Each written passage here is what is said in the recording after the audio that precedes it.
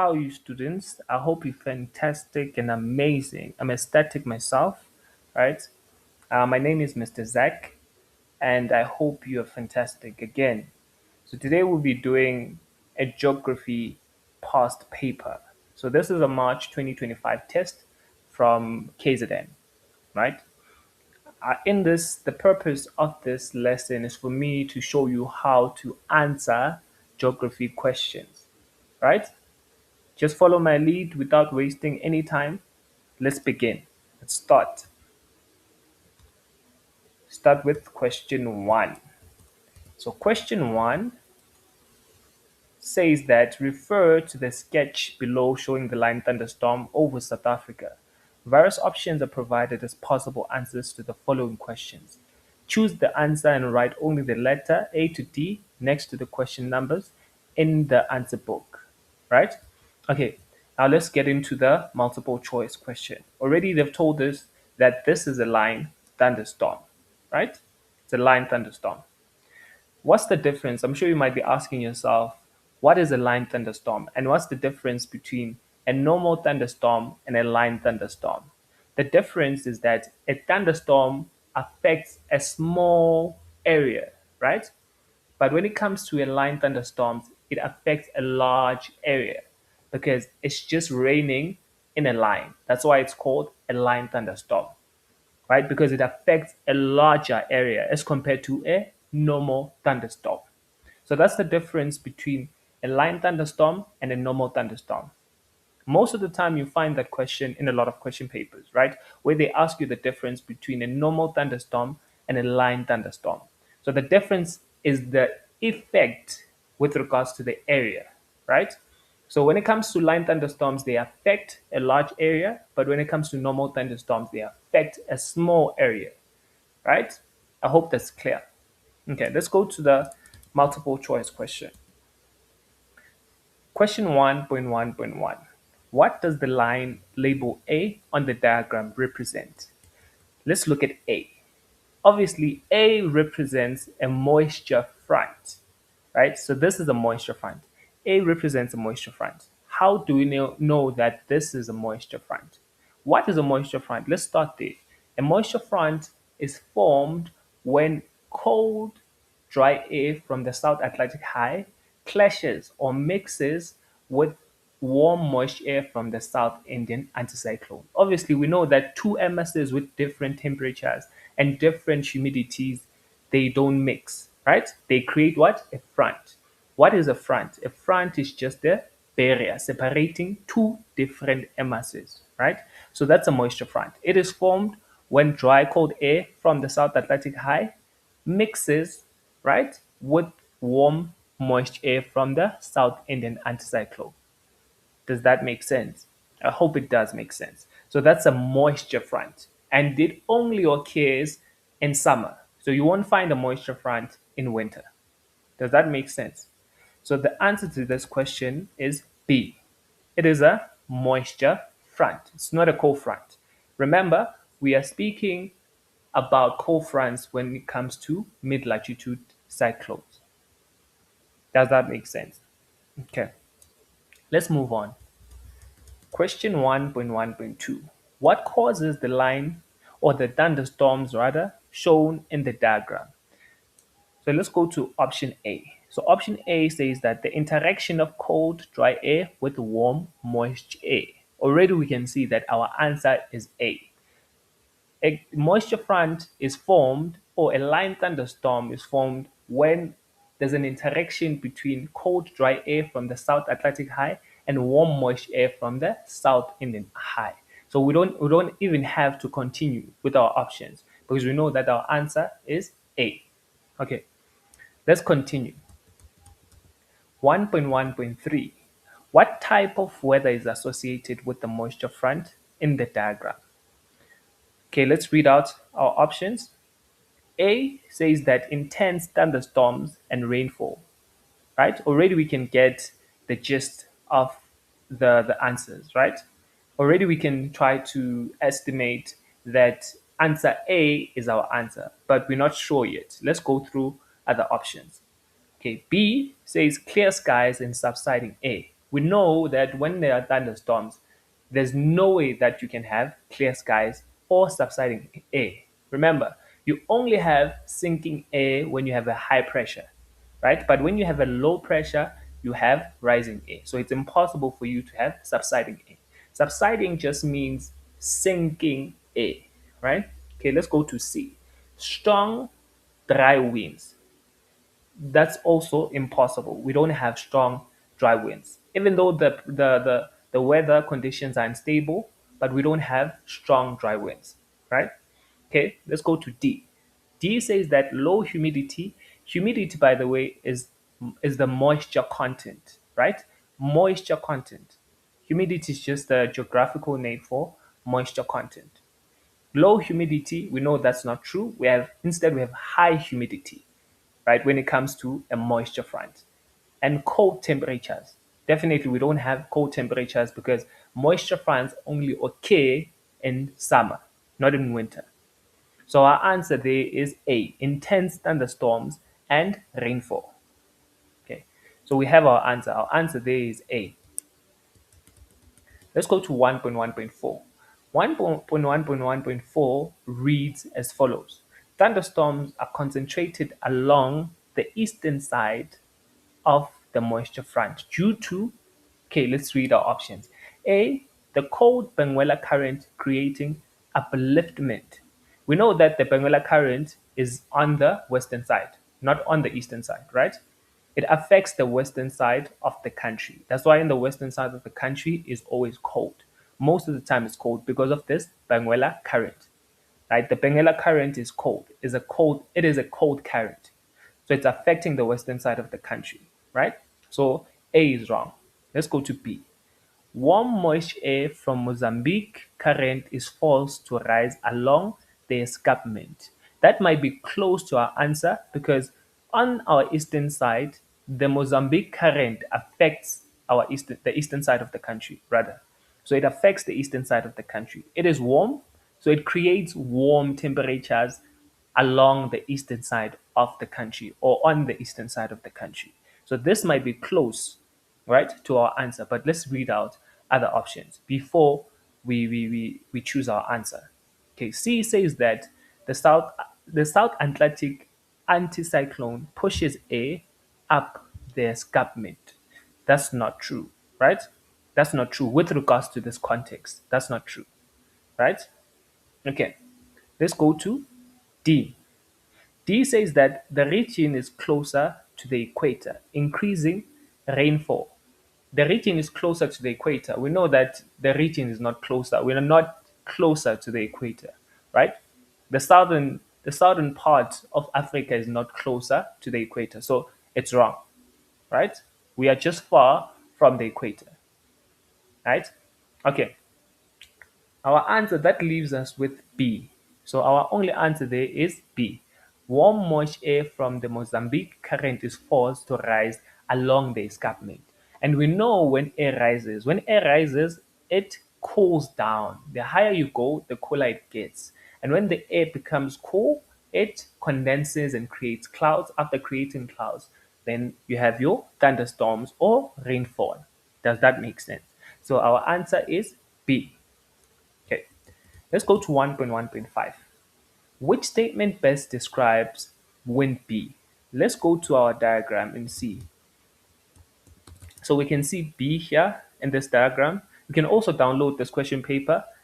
As I'm answering these questions, you can also go through your question paper, right? So you can do that. You have an option to do that. So let's look at our wind B. So wind B, we see that wind B is pushed towards the land from or by the South Indian anticyclone, right? Or the South Indian high. Remember, these are high pressures, right? Hence, I'm saying South Indian high. I don't have to say anticyclone. Anticyclone is the same thing as a high pressure. So they're used interchangeably most of the time, right? So we see that our wind B comes from the South Indian high. And the wind that comes from the South Indian high, we know that it's warm, moist air, right? The wind that comes from the South Indian high is warm, moist air. Why? Because the temperature or the conditions in the eastern side of the country, they are influenced by the warm Mozambique current. I hope that makes sense. So our answer is warm moist air. Our answer is C, right? Okay, let's go to 1.1.6. 1.1.6 reads as follows. What conditions must exist for the moisture front to shift further westwards? Remember, westwards means what? It means from east to west. That's westwards. It means the wind moves from, or the front rather, moves from east to west rather, right? So westwards means from east to west. Always remember that. Okay, let's read our options. Our first option says that A, strengthening of the South Atlantic anticyclone. That's wrong because we know that the South Atlantic anticyclone is in the western side of the country. So it cannot possibly shift the moisture front westwards, right? Okay, let's go to B. Weakening of the South Indian anticyclone. That's not possible, right? Because if the South Indian anticyclone weakens, it means that the air that comes from that side won't be powerful enough to shift the moisture front to the western side of the country or westwards, right? Okay, let's go to C. So C says that increased heat over the western interior. Increase heat over the western interior? Nope. Nope, that's wrong.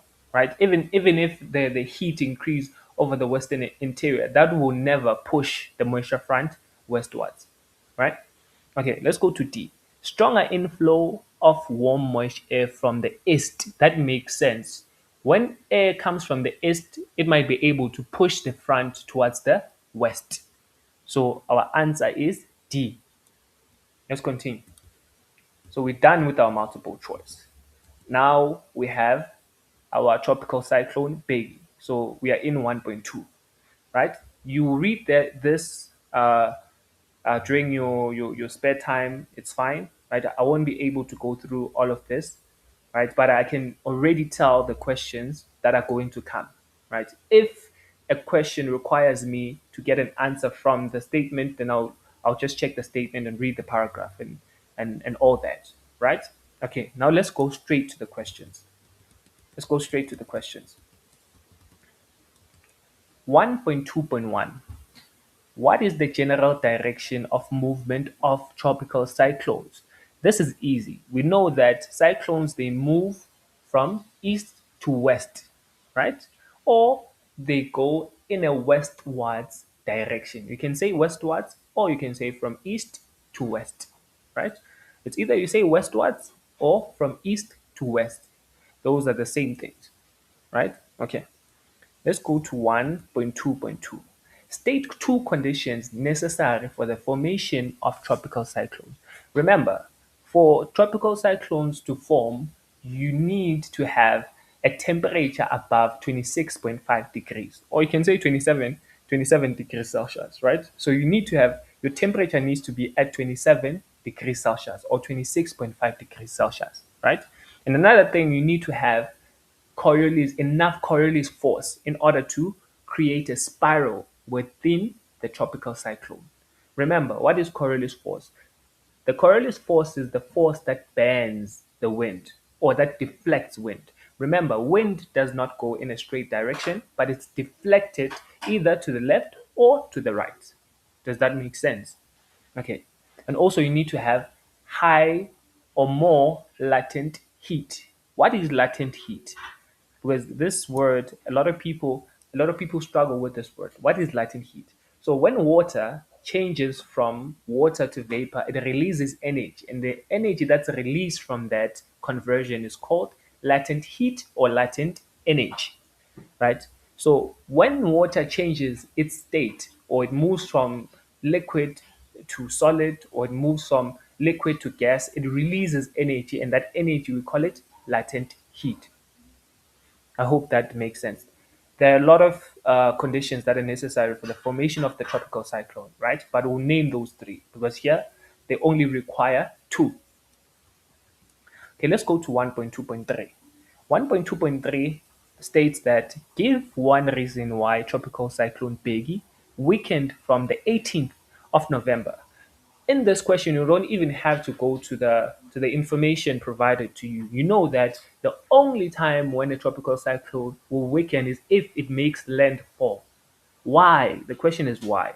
Because there's more frictional drag or there's more friction on land, right? Unlike on water. When it comes to water, you don't have that much friction. But when it makes landfall, it encounters friction. So that's your first answer. Because there is friction or there's less moisture when it makes landfall. Remember, the tropical cyclone needs humidity or high moisture content for it to be stronger. So if the moisture content drops or humidity drops, right, it weakens the tropical cyclone, right? Okay. So it's either you can say loss of moisture or a decrease in temperatures. Could be a decrease in temperatures. Remember, one of the conditions of a tropical cyclone is that it needs temperatures above 26.5 degrees, right? But the moment the temperatures decrease, that weakens the tropical cyclone. Okay. Let's go to 1.2.4. 1.2.4 states that reads as follows: discuss the social and environmental impacts associated with tropical cyclone Baby. Remember, guys, social, right? It impacts people, right? Social impacts people, and environmental impacts the environment. How will people and the environment be affected by the tropical cyclone, right? So let's start with social. Let's start with two social and we'll go to two environmental. So the first social is that because due to the floods that are created by the tropical cyclone, those floods will destroy, right, sewage pipes. And when they destroy sewage pipes, it might lead to waterborne diseases like cholera, right? And we know that a lot of people are affected, a lot of kids will be affected by these because they play around, right? So a lot of kids will be affected and a lot of people will be affected by those waterborne diseases, right?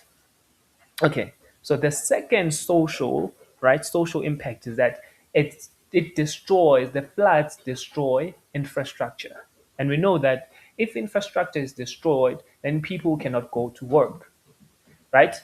And businesses cannot transport their goods back and from their source, right? They cannot transport their goods to the market, right? So people are affected even in that case. Remember, in geography, you give a point and you justify it, right?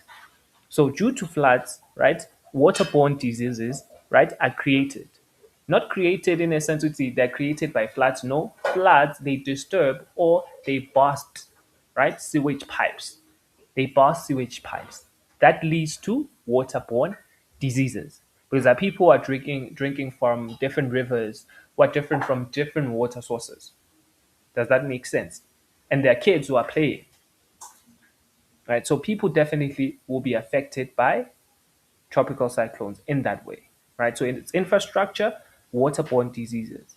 And I've explained, justified how those waterborne diseases are created. Okay, let's go to environmental impact. So you can stick to the point of floods. Floods, they create a lot of damage, right? So the first one is that trees or vegetation, we can say trees will be uprooted by the floods. So trees will be uprooted. So trees are part of the environment, right? Always remember that. So trees will be uprooted.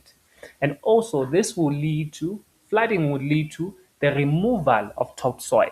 What do we call that process whereby there's a removal of topsoil? We call that process erosion. Does that make sense? We call it soil erosion. So we've named two social impacts and two environmental impacts. So we're done with 1.2.4. Let's go to 1.2.5.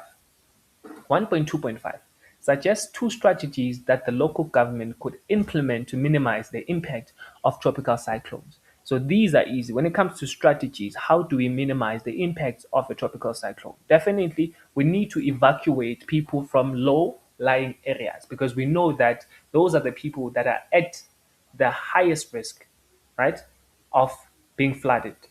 Does that make sense? I hope it does make sense. So we evacuate people from low lying areas. What's another strategy? We can track the cyclone from using satellites. We can track the cyclone using satellites so that it can allow us to plan before the cyclone hits that area, right? So we need to track, we can use satellite tracking. Another one I can give you is that early warning systems. Early warning systems so that people are able to plan. People are able to evacuate. So early warning systems are important, right?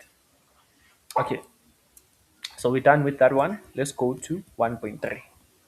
So 1.3 says that refer to the figure below, which shows the urban heat island. Refer to the figure below, which shows the urban heat island. Okay, we can see the diagram there, which it shows the urban heat island. And look at the temperature here. They even have a thermometer here. We know that the thermometer is used in order to measure temperature. So we can see that the temperature when it comes to area A, this is area A. The temperature when it comes to area A is low as compared to the temperature in area B. What causes that? Right, we're going to answer that question just in a minute, right? So you can see the temperatures are low in area A and they are high in area B, right? Okay. Let's go to the questions. Question 1.3.1. Define the concept urban heat island. What is urban heat island? So urban heat island is when the temperatures in the urban areas are higher than the surrounding rural areas. I'll repeat that again. So urban heat island is when the temperatures in the urban areas are higher than the surrounding rural areas.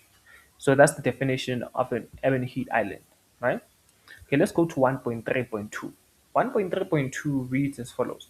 What is the difference in temperature between area labeled A and B? So we can see the temperature in the area labeled A, that the temperature is around, we just have to look at this line.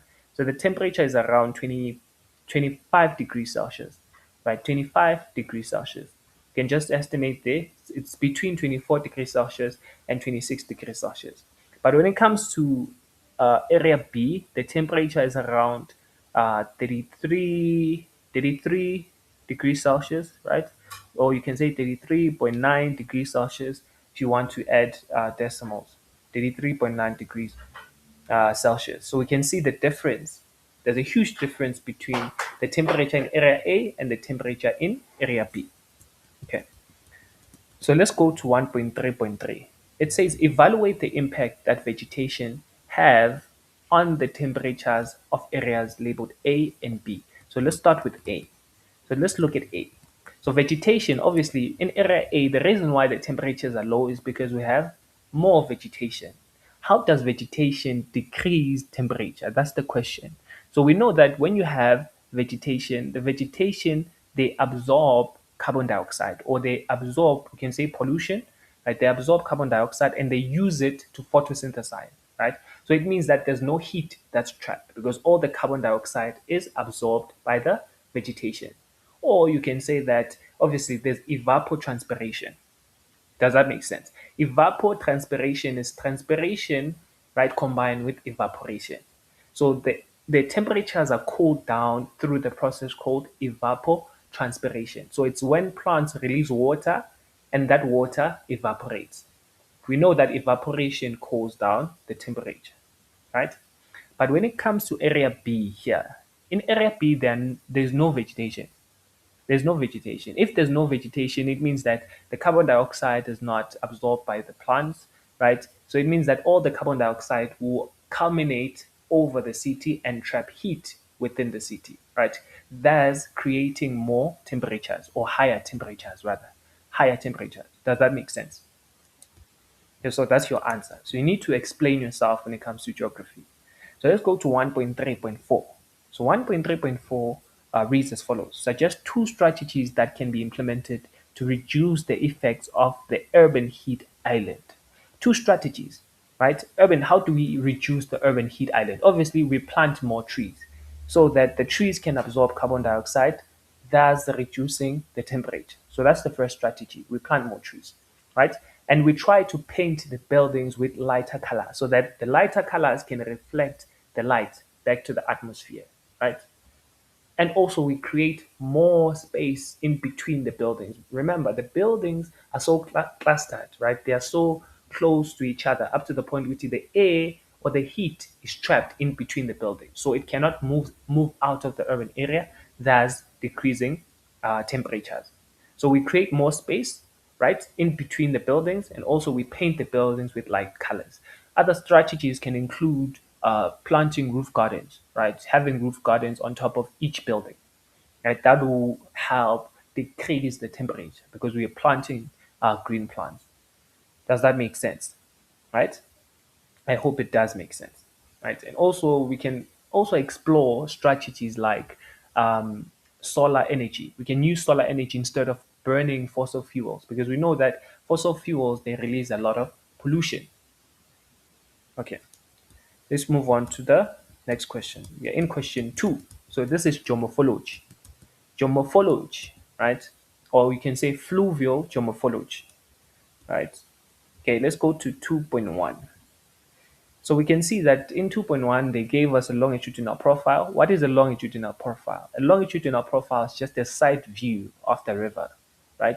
And the transverse or a cross profile. So what is a cross profile? A cross profile is just a view of the river from bank to bank. So it shows there are two banks of the river, right?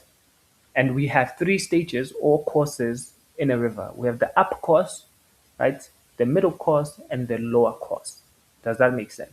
And we can see the difference in terms of gradient or slope in these courses. We can see that the upper course has a steep slope and the middle course has a gradual, right, slope. It means that it's between steep and gentle. And the lower course has a gentle slope or a flat slope. Does that make sense? Right? We can also see that in our transverse here, in our transverse profile, we can see that A is it's V-shaped, right? Because there's a lot of erosion when it comes to the upper course, right? Then our B, it's U-shaped.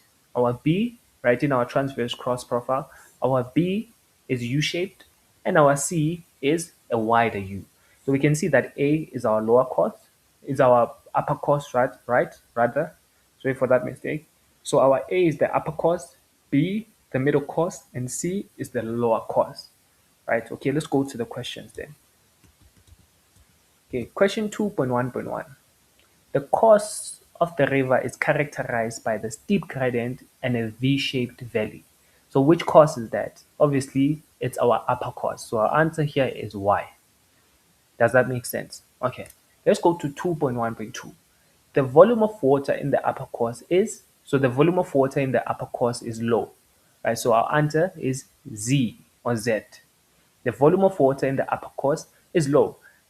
The volume of water in the middle course and the lower course is very high because all the water now is there, right? So we have more water in the lower course, right? We have the high volume of water. Let me say that. We have high volume of water in the lower course and the middle course as compared to the upper course, right? So in the upper course, we have a low volume of water. Does that make sense? So our answer is Z. Okay. So let's go to 2.1.3. Fluvial landform in the lower course that encourages farming is, okay, obviously a fluvial landform that encourages farming in the lower course is the floodplain.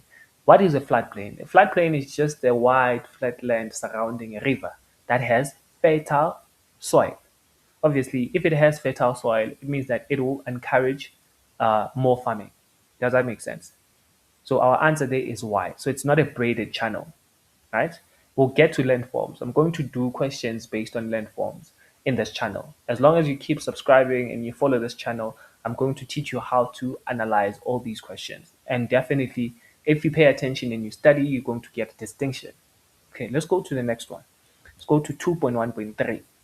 2.1.3 or 2.1.4 rather says the area drained by a river system and its tributaries is known as the, obviously the answer there is the drainage basin. So an area drained by its tributaries, it's known as the drainage basin. So our answer there is Y. It's not a river system. A river system is just the main stream and its tributaries. It's not an area drained by a river system. A river system is just the mainstream and its tributaries. Does that make sense? So that's the difference between the two. So our answer there is Y. Let's go to 2.1.5. 2.1.5 reads as follows. The dominant stream discharge associated with transverse profile C is, let's look at profile C. So profile C obviously is our lower course. So there is profile C, it is our lower course. And we know that the flow that dominates C is the laminar flow, not the turbulent flow. The turbulent flow dominates when it comes to the upper course, right? So our answer there is the laminar flow. So Z, laminar flow, right? Okay, let's go to 2.1.6. So 2.1.6 reads as follows. Temporary base levels of erosions are evident in, obviously we can see them here, temporary base level, we can see them, they're more clear in our longitudinal profile, in our side view. We can see, so this dam here, if it's a dam, right, or this nick point here, we call it what? It's a base level, right? What is a base level? The base level is the lowest level in which a river can erode, right? So let me retract and say that again, right? Because I started there for a bit, right? My apologies about that. So what is a base level? Base level is the lowest level in which a river can erode. So the lowest level. So we have permanent base levels and temporary base levels. So our permanent base levels, you have the sea or the ocean. So those are permanent. The river cannot erode a sea or an ocean. And our temporary base levels are your dams, waterfalls, right? Most of your nick points are called what? Temporary base levels. Okay.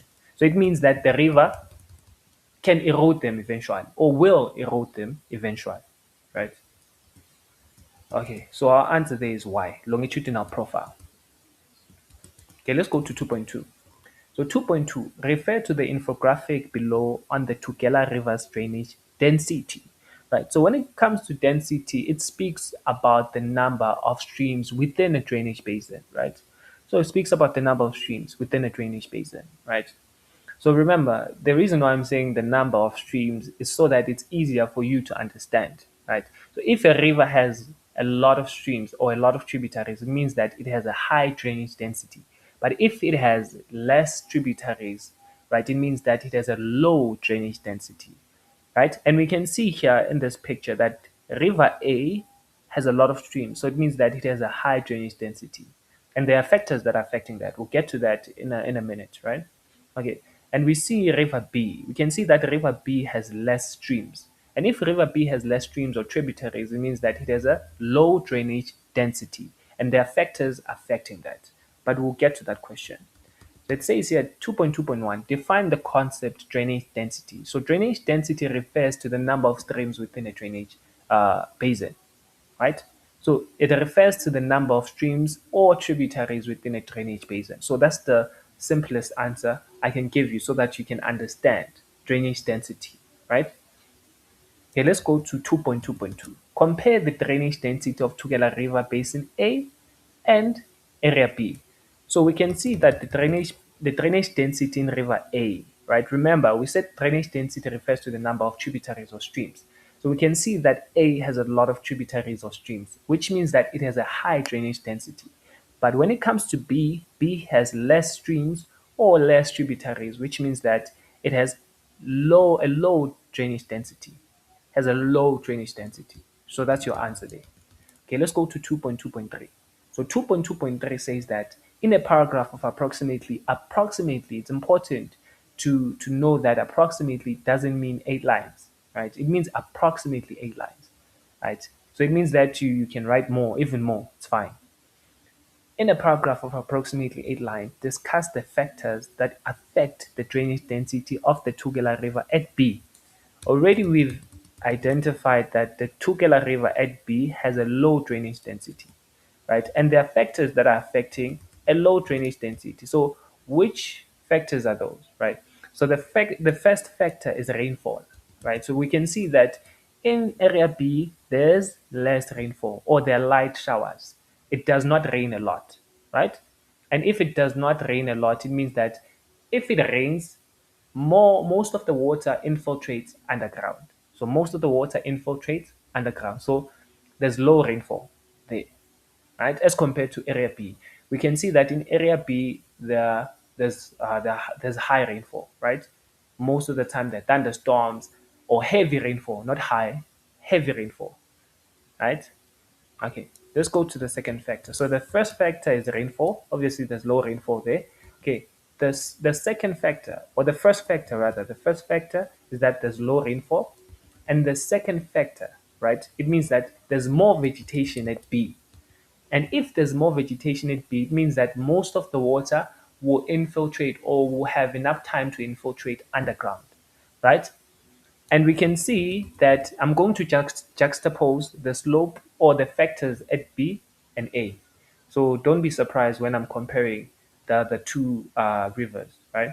So at B, we can see that there's more vegetation, and more vegetation allows more water to infiltrate underground, right? Because water does not flow very fast in an area that has high vegetation, right? Or in an area that has more vegetation, rather, more vegetation. So the vegetation slows down the water, and the water gets enough time to infiltrate underground. I hope that makes a lot of sense. So that's the second factor. So the second factor is high vegetation, or more vegetation, rather, more vegetation, right? So what's the third factor? So the third factor is about the rocks, right? Or the underlying rock, right? So the underlying rock is permeable, or you can say the underlying rocks, or the underlying rocks or rocks are porous. So the underlying rock is porous. So it means the underlying rock allows more water to infiltrate underground. It has pores. Porosity comes from the word pores. So it means that a lot of water is able to infiltrate underground. So we can see that at B, the rock is permeable. It means that it permits water because it has a lot of pores. Does that make sense? Okay, and also you can speak about the type of sand. So the type of sand that at B or at the river B, we can see that it's sandy soil instead of clay soil, right? Sandy soil allows more water to infiltrate underground as compared to clay soil. Does that make sense? Okay. So what's another factor? So another factor could be the slope. So at B, we can see that the slope is flat, or the slope is gentle, because a gentle slope slows down water so that water has enough time to infiltrate underground. So B, the river at B has a gentle slope instead of a steep slope. So river B has a gentle slope instead of a steep slope. So those are your answers. So that's how you attack that question, right? So you give a point. Remember, you give a point if you're saying that river B has more vegetation. You explain how does that influence, right? The drainage density there. How does it influence it? You would answer it in this way. You would say that river B has more vegetation. And if river B has more vegetation slows down water, and more water infiltrates underground because the water is slowed down by more vegetation, right? Okay, so that's how you attack that question. Okay, so we can see 2.3. Let's go to 2.3. So the question reads as follows. Refer to the figure below showing a fluvial landform.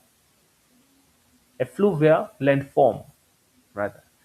Refer to a figure below showing a fluvial landform. Okay, so what's this fluvial landform? We can see it's a band, right? And what do we call a band in the middle course or in the middle stage or mature stage? You can say mature stage is fine, and the old stage, or you can say old course or lower course, it's fine, right? They use those words interchangeably, right? So you have the middle course is called the mature stage, and the lower course is called the old stage because the river behaves like a human being. Okay, I will explain that in other videos, right? As we release these videos. Okay, so we can see that this is a meander, right? This is a meander. It could be, but they're more prominent in the lower course. Meanders are more prominent in the lower course. We see that this is a meander, and a meander has two slopes. So it has a slip-off slope and an undercut slope, right? Does that make sense? It has two slopes. I hope that makes sense. And we can see that A is the slip-off slope, right? Because we can see that there's more soil, there's more sand there, there's more silt. We can say silt. There's more deposition there. The slope is a bit gentler, right? It's gentle at A. And our slope B, we can see that B is our undercut slope, right? So B is our undercut slope because we can see that the slope there is a bit steep. The water is the slope is a bit deeper there, right? So it's steep. So it means that the water is flowing faster at our slope B, right? Okay. Let's go to 2.3.1. 2.3.1 says that identify the fluvial landform shown by the figure above. So the fluvial landform, obviously, it's a meander. It's easy to identify it. It's not an oxbow lake because a lot of people confuse a meander and an oxbow lake. So an oxbow lake is just a cut off loop, right? It's a cut-off loop that's just filled with water, right? It's a cut-off loop. And we're going to get to those details on how it forms, right? Okay, let's go to 2.3.2. In which course, upper course or lower course of the river will the above fluvial landform form? Obviously, it will form in the lower course. I already told you that. It's either it forms in the middle course or the lower course, right? Okay, let's go to 2.3.3. 2.3.3 states that what is the dominant process taking place at the outer bank at B? Outer bank B. Obviously, the dominant process there is erosion because the slope is very steep, right? And the water is moving fast. So erosion there. So the dominant process is erosion. Okay, so the saying 2.3.4. Draw a labeled cross section of line A to B of the fluvial landform. Okay, so I won't be able to draw this because I'm limited by the resources that I have at the current moment, right? The resources at my disposal at the current moment. But you can see a longitudinal view. So they want you to draw a side view, right? They want you to draw a side view. A cross section is just a side view. And we can see that from A to B. So we can see that the slope at A is a bit shallow, right? It's shallow. But as you go to slope B, now the slope starts to become steeper and it becomes deeper, right? Because the water, remember, the water at B is deeper. It's not shallower. But at A, the water is shallow. So it means it's not deep at A. But when it comes to B, the water is deeper, right? Okay. So it's easy to draw that and you label it, right? You need to label slip off slope and your undercut slope. Okay. Let's go to 2.3.5. 2.3.5 reads as follows. Discuss the influence of the fluvial landform above on human activities. Obviously, when you have a meander there, a meander is a recreational feature, right? It increases more recreational activities, right? Recreational activities. People can come there to fish, right?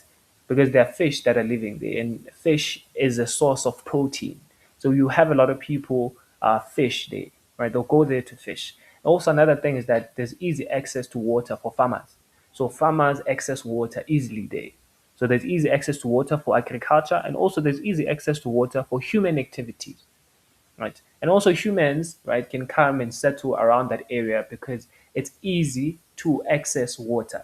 But now they'll be affected by floods if they come there to settle around that area, right? So floods can affect them also, right? So those are the benefits or the influence, right, of the fluvial landform above on human activities. Is that agriculture? A lot of farmers will be encouraged to farm around that area because there's easy access to water, and a lot of people will be encouraged to settle there because now they can access water easily. Does that make sense?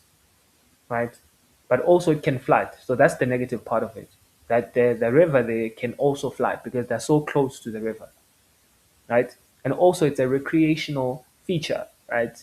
Recreational feature. So it can increase recreational activities. Okay, so we're done with this question, guys. I'll see you on the next one. See you on the next video when we're answering another question. I hope this was helpful, guys, in terms of me showing you how to approach geography questions. Thank you.